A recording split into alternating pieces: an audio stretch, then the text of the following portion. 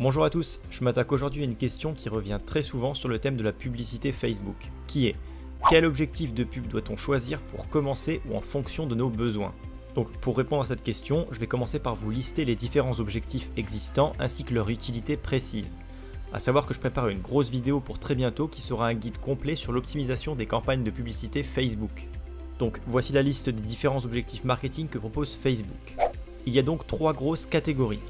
La première, c'est la sensibilisation. C'est une catégorie que personnellement j'utilise pas du tout, qui a pour objectif premier de vous faire connaître, sans vraiment générer de ventes, mais simplement vous mettre en avant. Donc je pense que c'est quelque chose qui est vraiment pas optimisé pour le dropshipping. Ensuite, il y a la partie sur la considération, qui va avoir pour premier objectif de faire interagir les gens avec vos pubs. Donc c'est-à-dire avoir des retours par le biais de likes, partages, commentaires, etc. Et ensuite, la dernière partie, c'est la conversion, qui est l'objectif de vente directe. Ce sera la dernière étape du processus publicitaire. Alors, le premier objectif, ça va être la notoriété de la marque. C'est pour des occasions assez spéciales.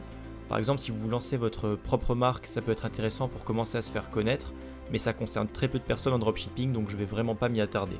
Il y a ensuite la portée, qui sera simplement pour montrer votre pub à un maximum de personnes. Étant donné que ça cible pas vraiment les gens, je vois pas vraiment l'intérêt, on va pas s'occuper de cette partie puisqu'elle ne nous concerne pas du tout.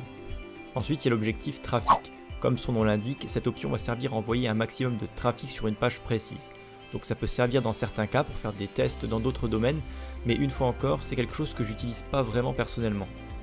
Interaction, c'est là que je commence 90% de mes nouvelles publicités.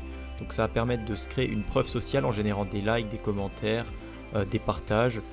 Je vous parle souvent de cette option parce qu'elle me sert vraiment pour tester des potentiels produits que je veux intégrer dans mes boutiques ou simplement pour faire de nouvelles boutiques. Pour avoir des retours dessus, c'est vraiment intéressant.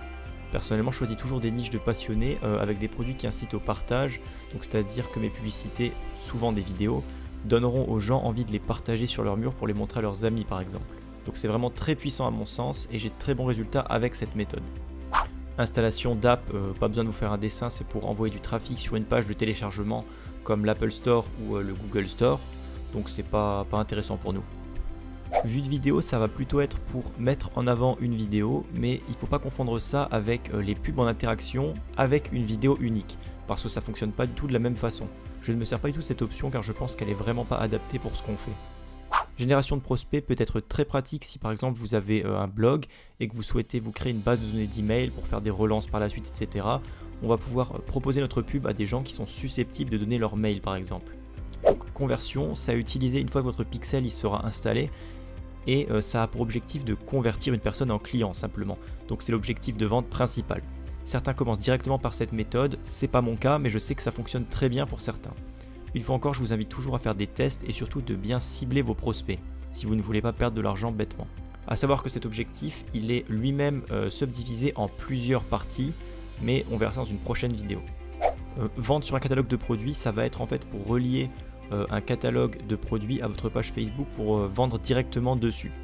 Je l'avais fait sur une de mes boutiques, mais j'ai eu du mal à générer des ventes avec cet objectif, donc là encore, ça marche bien pour certaines personnes. Pour moi, ça n'a pas vraiment fonctionné, donc je préfère vous guider sur ce que j'arrive le mieux pour vous guider le plus efficacement possible.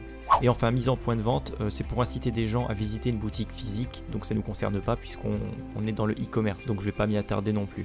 Donc il faut savoir qu'il n'y a pas de plan précis pour réussir, ça dépend vraiment des gens. Pour ma part, je conseille souvent de commencer par un objectif d'interaction pour gagner en preuve sociale, donc soit avec une vidéo, soit avec une image unique.